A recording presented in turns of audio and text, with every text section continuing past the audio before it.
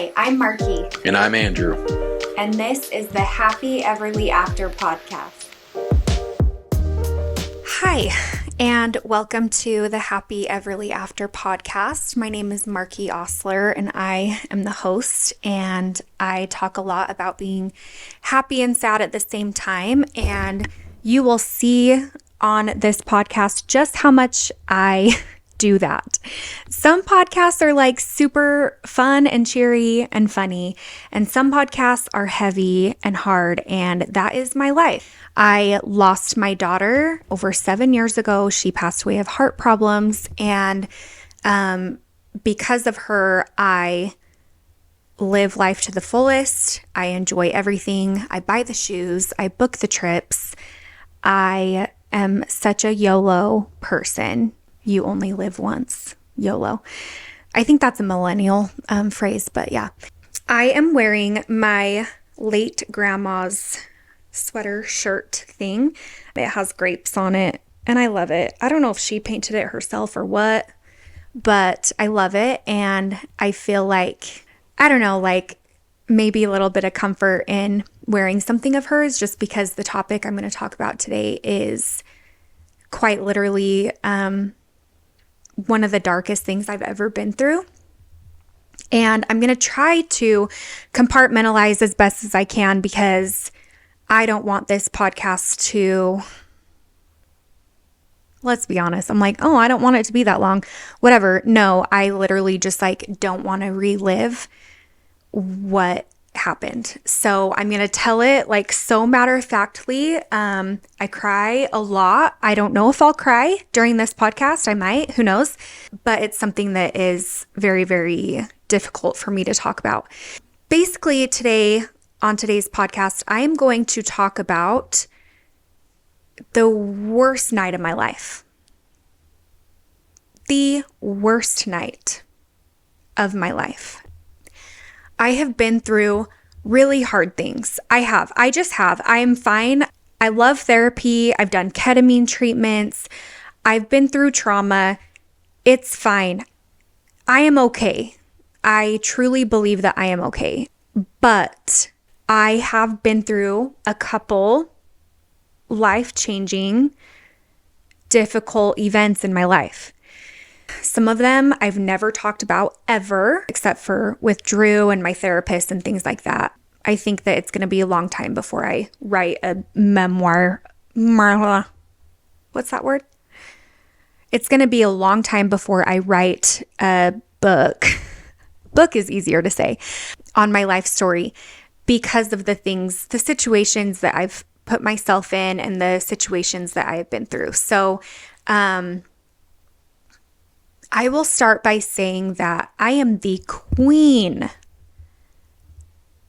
of shaming myself for things. I am the queen of blaming myself for things. If you want more background on that, there's an episode called Are You Still LDS? And I explain how I was diagnosed with an OCD called scrupulosity, where I ended up leaving the Mormon church because my brain is so OCD and black and white that it was nearly impossible for me to live in a gray area as far as church standards went.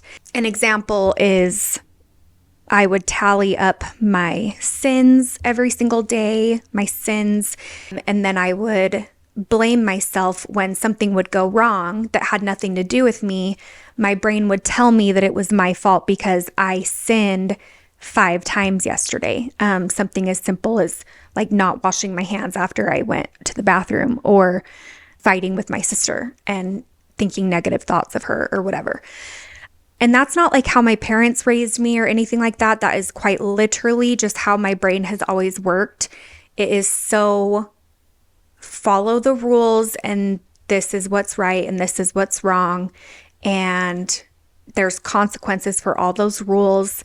There's barely any room for that gray area, and that's just how my brain works, and that's not how other people's brain works. So I am happy for you if you've found religion and you've found things that bring you peace with with that. That's not what this podcast is about. This podcast is about me shaming myself for the things that go wrong in my life.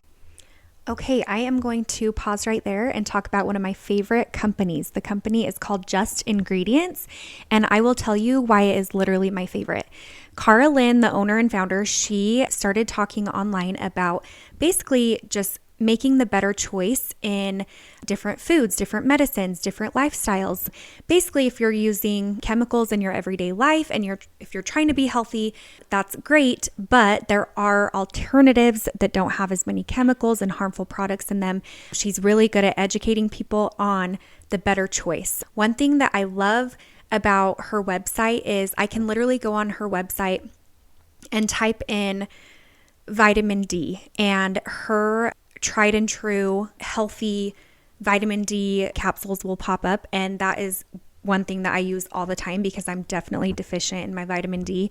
And another thing is you can even type in kids cough syrup, and if she doesn't have the product on her site, she will have a link to trusted products that she thinks are the healthier version to give to your kid for their cough. I love that I have that tool at my fingertips at justingredients.com. Another product that I'm obsessed with is obviously her protein. Even my kids love the protein. They love cake batter. They love vanilla. I make pancakes with the protein, and that's basically what they eat for breakfast. Another thing I love, and I have it right here, is the French onion soup mix. This is so good. It has protein in it and a bunch of different vitamins. And I don't even eat soup with it really. I normally mix it with an organic yogurt and dip crackers in it. It is the yummiest snack, and everybody needs to try it. I just really thought I should dip celery in it or carrots. Like, that would be so freaking good. I'm going to try it. Just know that it is a tried and true company. Cara Lynn suffered from depression really badly a while back, and she wanted to find a cure for her depression, not just cover up her depression with medications or things like that. She wanted to actually figure out what was going on in her body and why she was so depressed. And she found that there was just so many chemicals and junk that's put into our everyday products that we use. So I recommend going on to justingredients.com and looking for products that might be a better choice for you. One thing that she preaches all the time is you don't have to just throw out all of your products right now. Use what you have. Don't be wasteful. You can use what you have. But then after you're done with that product and you need more, maybe go find a healthier option to that product. And I think that that's very sustainable and smart, and I really respect that mentality of it. If you go to justingredients.com, I do have a code. The code is EVERLYJO, EVERLYJO, and they'll definitely take care of you. And if you have any questions about the products, please let me know or let Just Ingredients know. Their customer service is amazing, and I just love their products so much. So that's kind of just like a preface. And then I'll tell you, I'm just going to keep it matter of fact. So I really struggle. My daughter, Everly, that passed away over 7 years ago, she was born with half a heart. She had a lot of heart defects. And because of that, I blamed myself for being on the medications that I was on at the time. I was on medication for postpartum depression. Now I know that people are on medications for depression all the time and they have happy, healthy babies all the time. But I had to find a reason why her heart wasn't fully developed. It had to be my fault. And so that's kind of what I take it back to. And there's more to that. In my first trimester, I was oh, I just found out I'm pregnant. I'm going to try to go off my antidepressants.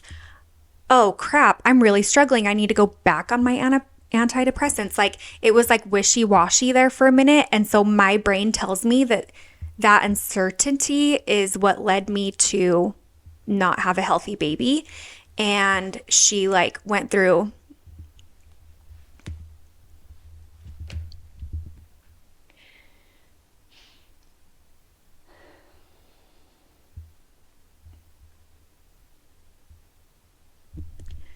she just went through a lot while she was here, and it's hard for me to reconcile that had nothing to do with me. Okay, so there's that. And then a couple years later, The other traumatic thing was my 2-year-old was looking out of the window, waving to Urban, and he was with his friends jumping on the tramp in the backyard.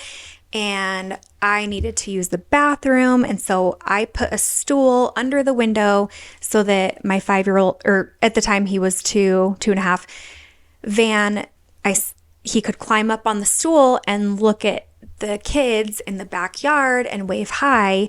And when he did that, he pushed through the screen and he fell 2 stories down, and he's okay. He's alive and well and doing great. I know that Everly helped him with that. He came away with a broken foot, and I am so blessed. And he remembers that day. I don't know if he just remembers talking about that day. I don't know how much he'll remember for the rest of his life, but he's 5 now and he still talks about that day. Like, he'll literally bring it up randomly and be like, remember when I fell out of the window and I went down, down, down? Like, ugh, yeah, I do remember. It's the worst day of my freaking life. So he was okay. I believe in angels. I believe Everly literally held his head and just carefully set him on the grass. And there's literally like a porch beneath the window. So how he like landed on the grass, I'm not sure, but like, oh, I don't want to talk about it. Anyways, okay. So you would think that all these things, I'm like, yeah, that was the worst night of my life. No, that was the worst day of my life. No, when I went through that was the hardest time of my life. When I lost Everly, that was the worst day of my life. Holding my child who has no life inside of her, like, that's the worst day of my life, right? You can't get any worse than that. So I thought. Okay, so the night of the Super Bowl, it was February 9th, I believe. Ugh, yeah, it's the worst day of my life. Drew, I should tell you, Drew was out of town. He had a manager meeting and he was out of town. And we have been like recovering from a really hard winter that was really hard on like our lungs and just mucus and flu and viruses and all the things. And so we weren't planning on doing anything for the Super Bowl. And we have neighbors that are amazing. They don't have little kids, and they literally text us and they were like, just come over. Like, we're not scared of coughs. Like, Marky, like, come over and like have some fun. Like, you need a break. And I was like, you know what? My husband's out of town and they invited me over. They're literally 2 doors down. And I'm like, we'll just go say hi.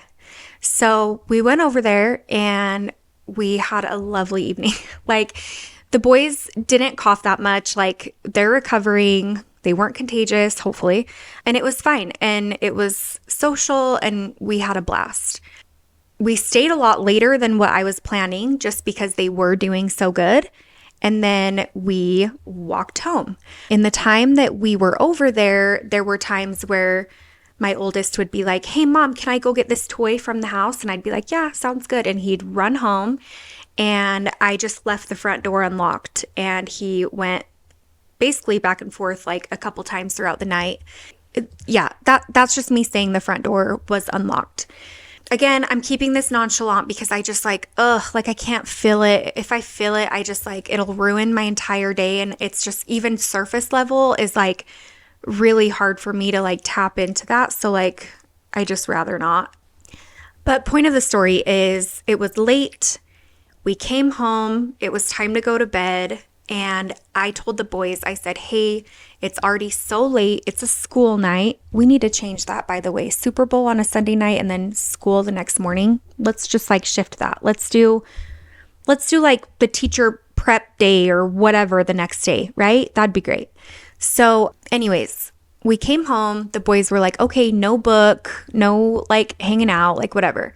So we got ready for bed, and what I normally do every single night is we put the boys to bed and then I will go get ready for bed. So I'll wash my face, do my routine, brush my teeth, use the bathroom, do all the things, and then I'll come in and say goodnight to the boys for the last time. That gives them a couple minutes to wind down in their room, in their bed.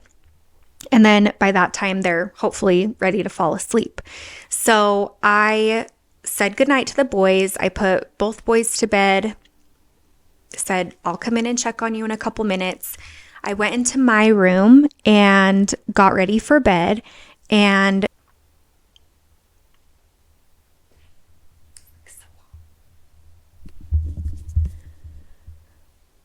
I went into my bathroom to get ready for bed, and I was maybe in there 5-6 minutes, and I walked back out to go check on my boys. I checked on Urban. He was just hanging out in his room. He was still awake. And then I walked into Van's room. He's my 5-year-old. And when I walked into his room, the bed was empty. At first, I didn't panic because I thought, oh, maybe he just like went into Urban's room, or maybe I don't know. So I go, Van, where are you? Van. I checked his closet. Nothing's in his closet. I turn on the light. I'm like, Van, where are you, Van? I checked the playroom. Maybe he wanted to sleep with a specific toy, so he went into the playroom. So I turn on the lights in the playroom. Van, where are you? Van, Van. I start like yelling. So then at that point, Urban comes out of his room, and Urban's like, what's up? Like, you can't find Van? And I'm like, is Van in your room with you? And he was like, no, he's not. I don't know where he is. And so me and Urban start looking for Van. We turn on all the lights in the house. Van, Van. At this point, I start screaming. I'm like, Van, this isn't funny. Like, if you're hiding from mom, like, come out. Like, come out right now. Van, where are you, Van? Like, yelling, you guys, yelling, flipping on every light switch. I checked all of the doors. I went in the basement. I checked everything, and after maybe 4 or 5 minutes is when I called the police because I could not find Van. And I called and I said, I can't find my 5-year-old. And the lady on the phone was so nice, and she just said, it's okay, stay on the phone with me. Where do you live? What's your address? Is this something that he does from time to time? You guys, if you know anything about Van, you need to know he is a homebody. He would rather stay home and snuggle with me on the couch than basically anything ever. Like, ever. We have to bribe him to like go do fun things because he'd rather just be home. He is just such a homebody. And I'm like, this is not like him. He would not leave the house. He would not put on shoes. It's freezing outside. He wouldn't leave on his own. And so, of course, my brain went to somebody was watching us walk back and forth between our house and the neighbor's house. They were watching that my front door was unlocked. Anyone could have watched that, gone into my home and hidden, and then taken my son. Anyone. And that's where my brain went. And I have neighbors that they're so sweet. Like, even the neighbor's house that we were at, like, they were like, you should have called us. You should have called us. We would have come help you look. But my brain was so panicked. Like, I didn't even know up from down. I didn't know. I called 911, and that was all I was capable of. And literally I'm screaming for Van, like begging him to like be in the house somewhere, and I can't find him. And I should tell you that he's okay, and we ended up finding him. The police came into the house, and it was so surreal and terrifying. They were very kind, very nice, asking me questions. Like, even the lady on the phone was like, you're okay. Like, everything's going to be okay. Kids hide in the smallest spaces. Like, we'll find him. Like, everything will be okay. We'll find him. And they were just so kind and amazing. And it ended up being Urban who found Van. Like, picture like not knowing where your kid is for a solid like 20 minutes, right? Like, and I haven't even I haven't even looked back on the cameras because we have like a doorbell camera and we have a camera in our living room. Like, I am not brave enough to like go back and look at those cameras because I just like don't think I could handle it.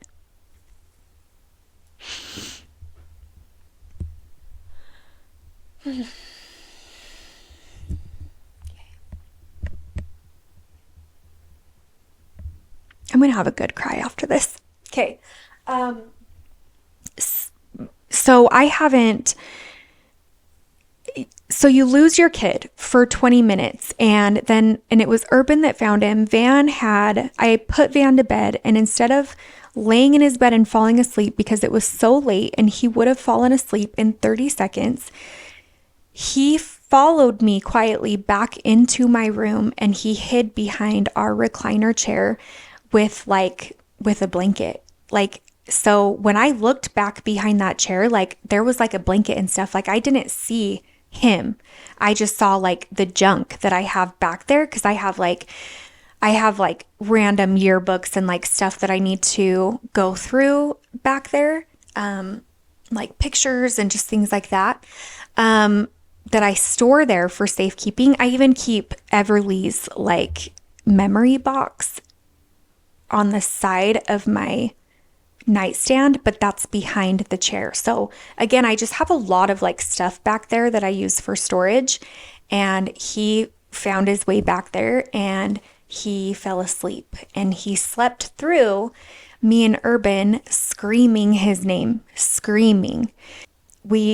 As soon as Urban found him, the police were out of there. The police were literally like overturning mattresses, you guys. Like they were like emptying out like dirty clothes hampers. They were like tearing things apart looking for Van. And I will never forget that. I will never forget that moment. Like, Urban literally helped me like put our house back together after they left, which I'm not even complaining about that. I'm just saying like that's not something on my bingo card. That's not something I ever thought that I would experience. And it was gut-wrenching. It was quite literally gut-wrenching, and there are no words. Hello. We are going to pause right there for a quick little ad break. I have a story for you. So when I was 12, 13 years old, I remember I was at a church camp. True story. Keep listening. We had like that cool, young, hip, beautiful pageant queen, girls camp counselor come, and she was showing us how to put on makeup. It was actually quite a memorable experience. I remember loving it, feeling so beautiful after we had done our makeup. And I remember asking her a specific question. I said, "Okay, if you have to leave your house in a quick hurry and you can only take 1 or 2 items with you to do your makeup in the car, which items would you take?"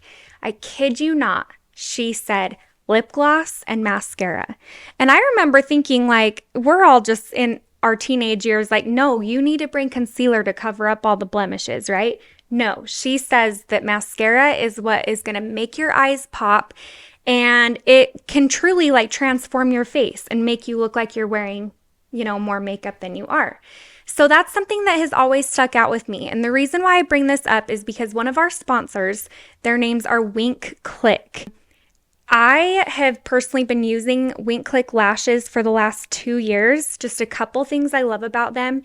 They're comfortable. They last about 7 to 10 days. You guys, I go to the gym. I work out in these lashes. I sit in the steam room, the sauna. I go swimming with my boys. These lashes, I put them on one time, and then the rest of the week, I don't have to wear any eye makeup because my eyelashes are already put. One thing I just barely found out about them as well is that their band is actually made out of cotton. So I didn't know that. And that actually makes perfect sense because the band, when you put it on your eye, it's not uncomfortable. It actually sits very